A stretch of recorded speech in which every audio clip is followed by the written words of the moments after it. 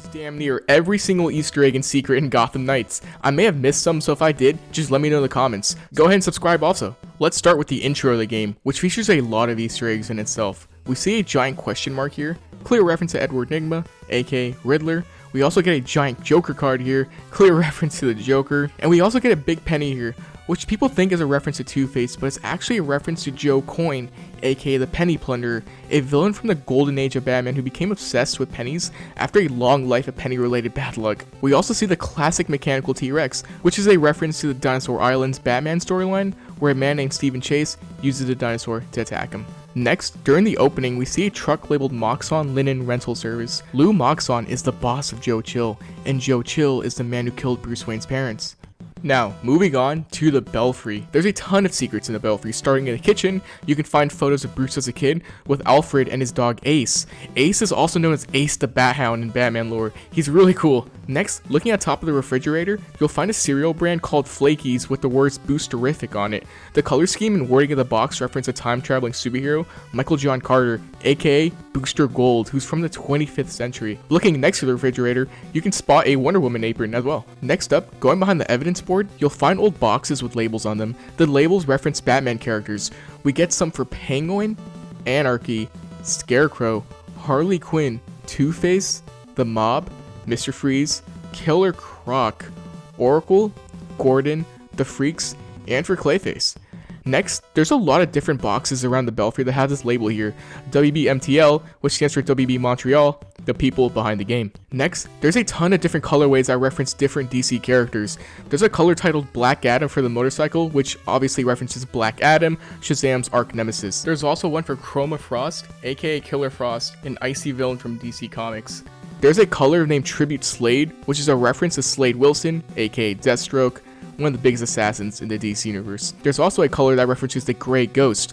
Grey Ghost is a TV show character played by Simon Trent in the DC universe that Bruce used to watch as a kid with his dad. The idea inspired Bruce into making his persona of Batman. There's also one for Atlantis, which is a clear reference to Aquaman, one for Cobalt, aka Cobalt Blue, a villain in the DC universe that's the lost twin brother of Barry Allen, aka The Flash. There's also the Zur-En-Arrh skin. In the comics, there's an alien named Talano from the planet Zur-En-Arrh who decided to become a version of Batman for his own planet. I hope I pronounced that right. If I didn't, go ahead and flame me in the comments. Next up, there's a lot of photos around the Belfry that feature other superheroes. To start, we have a photo of Robin and Superboy at the computer, which is a reference to their Young Justice team. Also at the computer, you can find a picture of Barbara alongside Huntress and Black Canary, which is a clear reference to their classic comic superhero team, the Birds of Prey.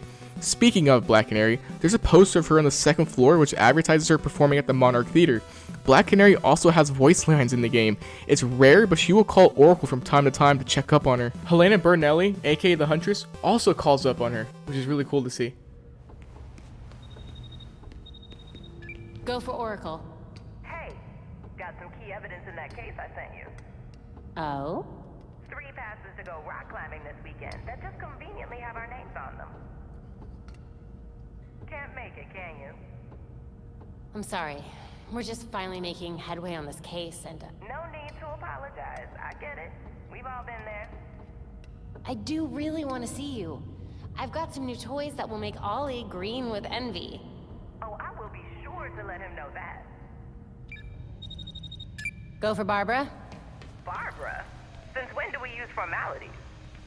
Hey, Dinah. What's up? I got a case here. It's called I Never See You Anymore. That does sound serious. Send me the files. Let me see what I can do to help. That's my girl. Catch you later, Oracle. Go for Oracle. Hey there. Got a case I need your eyes on. Thought we solved the case of the absent Oracle. Oh, we did. Thankfully. This is a real case, though, and I could really use your help. Mind if I send you some files? Of course. I always make time for my team. Send my way. Thanks. Those boys might call you Batgirl, but you'll always be Oracle to me. Wouldn't have it any other way. Go for Oracle. Hey, stranger. There's some key evidence we could really use your help with. This weekend at the Natural History Museum. Key evidence, huh? But it can somehow wait till the weekend. Yep. Exactly right. And this would have nothing to do with the fact that you and Dinah know I'm a total sucker for museums. None whatsoever. Sounds like a plan.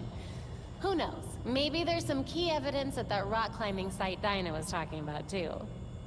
Oh, there definitely is. But of course, just let us know if you can't make it and we'll reschedule. Hopefully that won't be the case this time around. But thanks. See you soon. Speaking of dialogues in the Belfry, the Gotham Knights have a bunch of conversations of a bunch of different DC characters and locations. Check this out. So, if I happen to have a copy of My Life as an Amazon... You bought out the charity raffle. How un-Amazonian of you. You wound me, Jason. No, I spoke with Diana. I offered to sponsor a special printing for schools, and Babs is getting a copy from that edition. That's really decent of you. I also might have mentioned that someone here was a first edition collector and a huge fan. You didn't. Your review copy is on the way. You'll actually have to write a review, though, or else Diana will be very disappointed. Brown sugar, apples, no, just had that. Peaches, maybe? Making some dessert? Thinking about it? Got a request? I heard from Dinah the other day, and she seemed kind of blue. Maybe we could make something for her. For the famous Black Canary?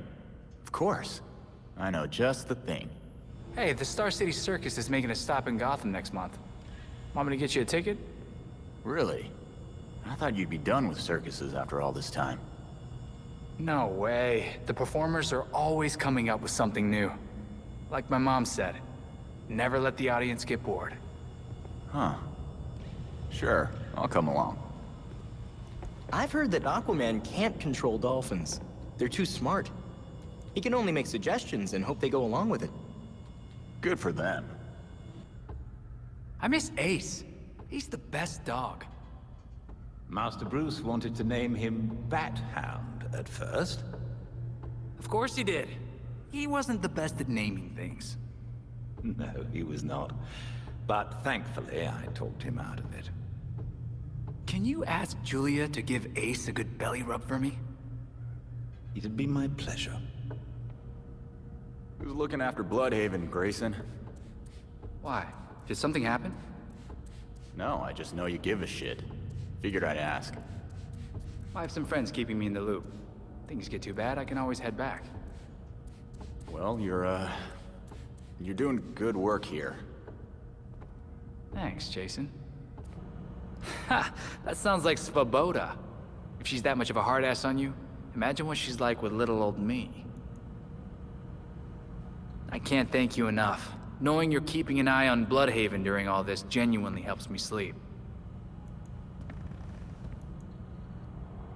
Honestly, ma'am, I know you're literally an alien, but I'm not sure you'd believe me if I told you. Ah, shoot, I forgot to reply to Lois about that. How'd it go? She what? Oh my gosh, what a badass! Tell me everything. What are we gonna do if the court rebuilds and we can't stop them again? Remember what Bruce said after that fight with Two-Face, when those hostages almost died? Everyone faces challenges, even heroes. Sometimes the only thing we can do is give it our all and hope for the best. Exactly. There's no point in obsessing over what-ifs. We just have to take it one day at a time. Who are you? And what have you done with Tim? Personal growth! Tim 2.0!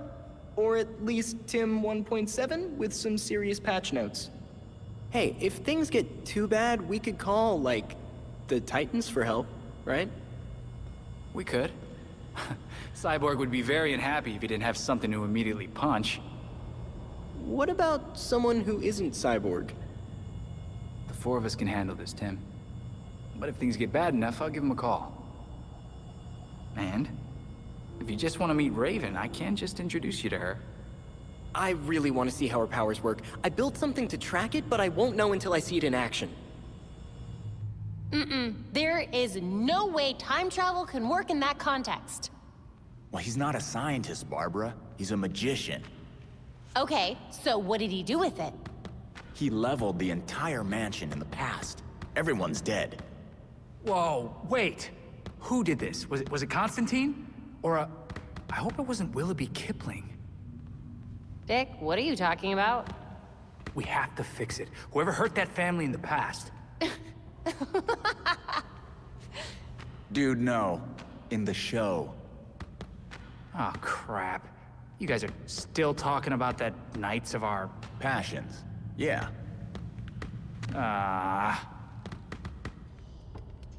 Hey, I was playing catch-up on some of your early cases. Oh no. You remember that one guy? Mr. Mayonnaise? Condiment King. I smelled like relish for weeks after fighting him. Wow. And you mustered up the courage to take him on alone, right? Oh dear God, Dick. Have some self-respect.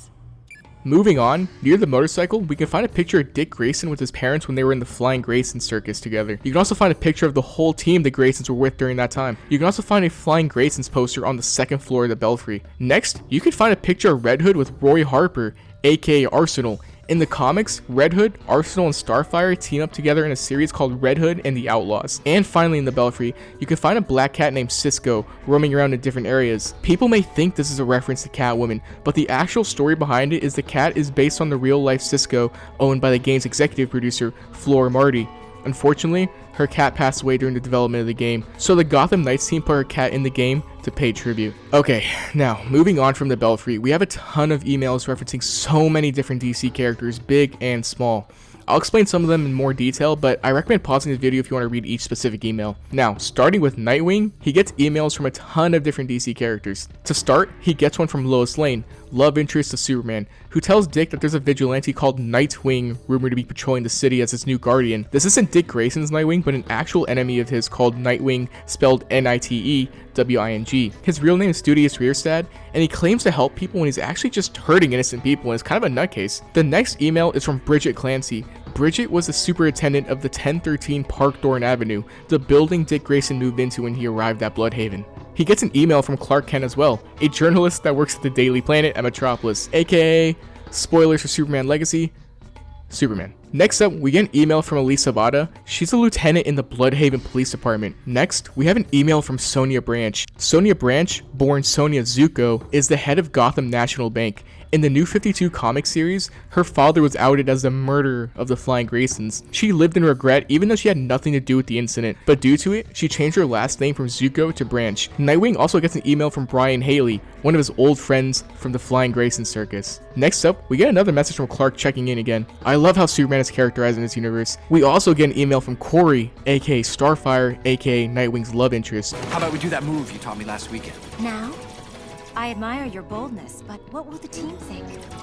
What? Who wants for her and the Titans to help, but knows that Grayson will say no. And we also get an email from Sean Sang. In the comics, Sean Sang is known as the Defacer, a short-tempered graffiti artist who occasionally is an ally and an enemy of Dick Grayson's. She also has been used by Amanda Waller as part of the Suicide Squad, and is also a close friend of King Shark's. Now, next up, we got Robin's emails. Starting off, Tim sends an email to Dick that discusses the existence of Mothman.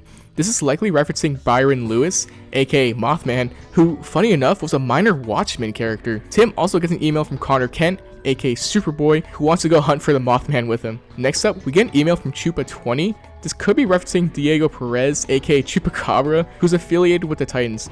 He was injected with a version of the Man-Bat serum that gave him powers such as enhanced hearing and regeneration. Tim's emails also have messages from Tweak Gaming and Blastfeed, which are clear parodies of Twitch Gaming and BuzzFeed. It's a pretty funny thing they added in. Moving on, Tim just keeps getting messages from a bunch of his Titan allies that all check up on him. He gets one from Cassie Sandsmark, aka Wonder Girl, who tries to make sure that Tim's okay. He also gets one from Bart Allen, aka Impulse, who lets him know he could be there at any time to help him out. That's it for Tim. Next up is Batgirl. She gets an email from Elisa Yao, a close friend of Batgirl's that was once her roommate. Barbara also gets an email from Diana Prince, also known as the famous Wonder Woman, letting Barbara know she's there for her. at all times. Dinah Lance and Kara Danvers, aka Black Canary and Supergirl, also message Barbara as they try to plan a concert trip together. It's a pretty funny conversation, it's one of my favorites. Barbara also gets an email from Frankie Charles. Charles was Barbara's roommate during her time in Burnside, a neighborhood located across the Gotham River. Barbara moved there once she needed to take a break from Gotham. And finally for the emails, we got Red Hood. Red Hood gets an email from Roy Harper, aka Arsenal,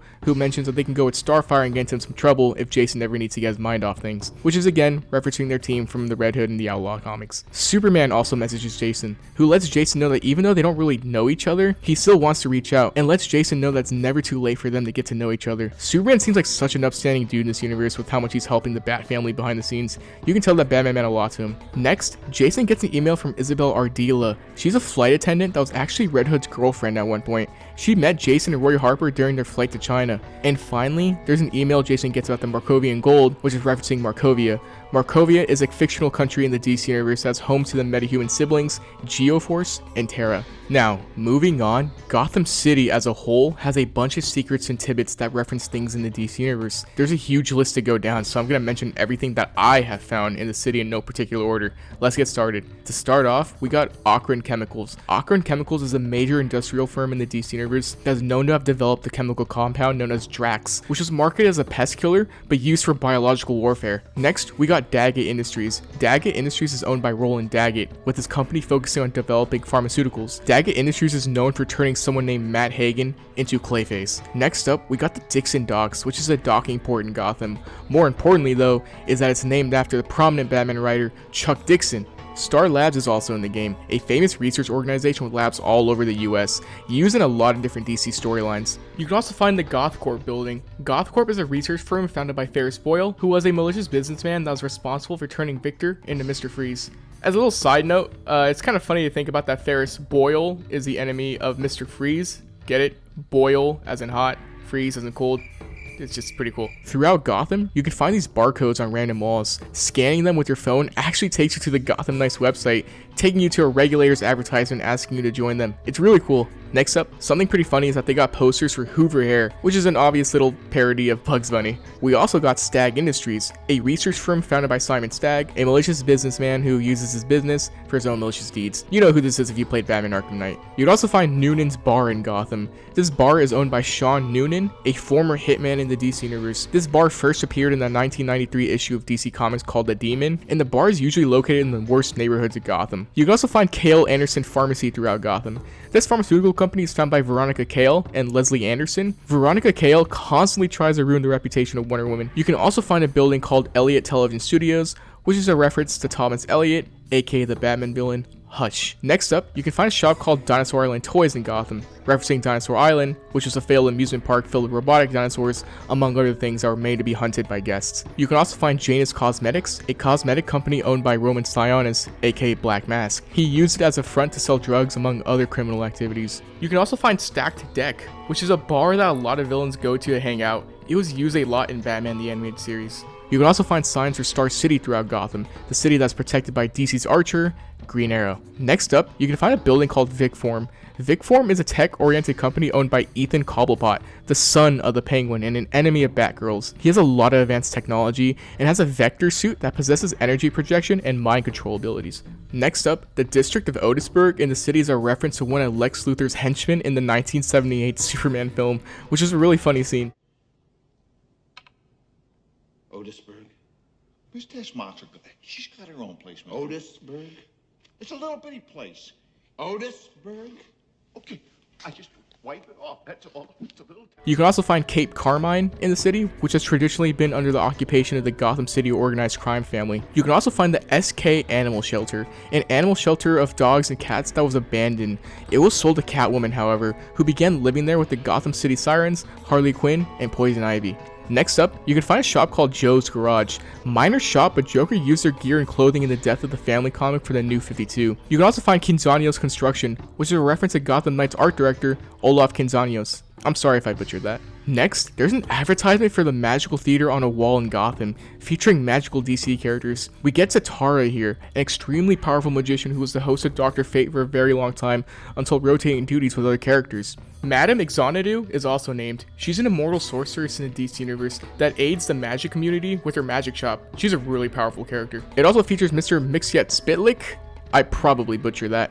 He's a 5th dimensional imp who periodically visits Earth and is an enemy for Superman. He is extremely powerful and can alter the fabric of reality itself. Incredibly overpowered character. We also got Deadman here, also known by Boston Brand, who was a circus aerialist that was murdered and now haunts Earth in search of justice. He's a really cool character, I love this guy. And then there's Sargon, aka Sargon the Sorcerer. His real name is John Sargent, and since he was a kid, possessed a magical item called the Ruby of Life, which gave him power over anything he touches. Moving on, there's a sign for West End you can find, which may be referencing the real life West End games. They make board games with their product line including DC products. Next, there's a shop called Mary Banshee, which could be referencing Silver Banshee, an enemy of Superman's with sonic powers. You can also find Pamela's Cafe, which is a reference to Pamela Isley, aka Poison Ivy. You can also find the Excelsior Motel, which I like to think is a reference to the famous Stan Lee with his very famous Excelsior line. Excelsior! You can also find the Foxteca building, a company in the DC universe founded by the Fox family after Derek Powers took over Wayne Industries. He fired Lucius's son, Lucius Fox Jr., who went on to establish a company of his own. You can also find the Falcone Residence building, which is a reference to the Falcone crime family. You can also find a Wonder City building. Wonder City is an abandoned city that's located below Gotham, which housed one of Ra's al Ghul's Lazarus pits. If you played Batman Arkham City, you'd know everything about this. Next up, you can find the Saul Erdel Planetarium. Saul Erdel is a scientist in the DC universe that accidentally found John Jones, aka Martian Manhunter. There's a lot of DC brands going on in Gotham Knights. We get Soda Cola here, a popular soda brand in the DC universe, pretty much like Coca-Cola. We also got Calibra, a brewery in the DC universe that's a subsidiary of LexCorp. You can also find Sundollar Coffee around Gotham, another brand often used in DC that's essentially a Starbucks for them.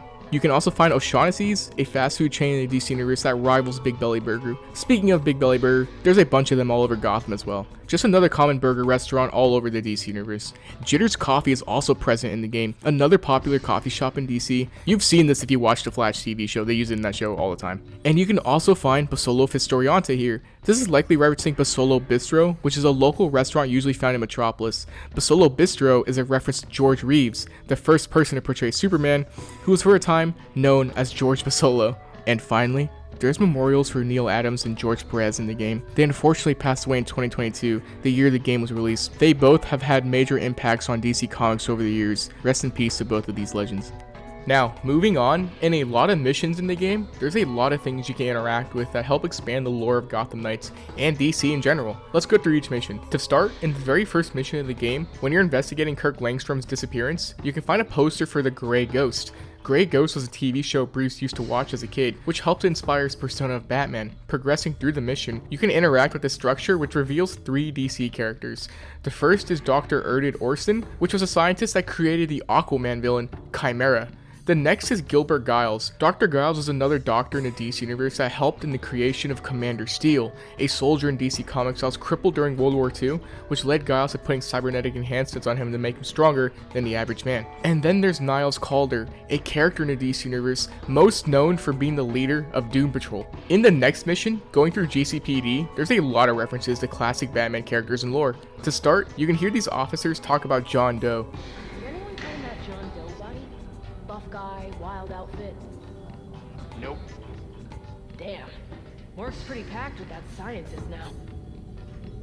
John Doe is the name of the Joker from the Batman Telltale game series. Also, it's the alter ego of Copperhead, a Batman villain. Next, going further in GCPD, you can find an old bat signal, with it saying that after Jim Gordon's death, the new commissioner, Catherine Kane, took it away. Going further through the story, you can find some jewelry Catwoman was attempting to steal near it. And you can also find old ceremonial armor for Ra's al Ghul right there as well. And you can also find the ventriloquist dummy, owned by Peyton Riley, aka the ventriloquist, who donned the villainous persona after the death of Arnold Wesker, the first ventriloquist. Next, progressing through the mission, you you can find files on each Gotham Knights character. A couple of them are written by Marcus Driver, a detective in Gotham City's Major Crimes Unit, usually the last detective recruited to that department by Gordon before his retirement, or in this case, his passing. One of the files also mentions Rami Chandler, another detective from the comics that's in GCPD's Major Crimes Unit. Another report was also taken by Crispus Allen, another detective in GCPD who, after getting murdered, had his body used as a vessel of Aztar, aka the powerful character, the Spectre. Moving on, in the next mission, going to Blackgate, you can see a scrawled message on the wall from a century ago discussing a Millie Jane Cobblepot. The story here is accurate to the comics. She was a good-hearted person unlike her corrupt family. Her family declared her crazy and committed her to Arkham Asylum, in which she wrote a diary during that time exposing her family, and also faked her own death to escape from the asylum. Next, in the cellar of the mission, you can find old stories. One of them talks about a Dr. Amadeus Arkham, the founder of Arkham Asylum who eventually became a patient himself. You'll also find another interactable that talks about Cyrus Gold, a man in the 19th century that came to his death in Slaughter Swamp and resurrected years later as the villain Solomon Grundy. Now, moving on to the mission in Penguin's Iceberg Lounge, right off the beginning, you can see displays for Clock King and Captain Boomerang.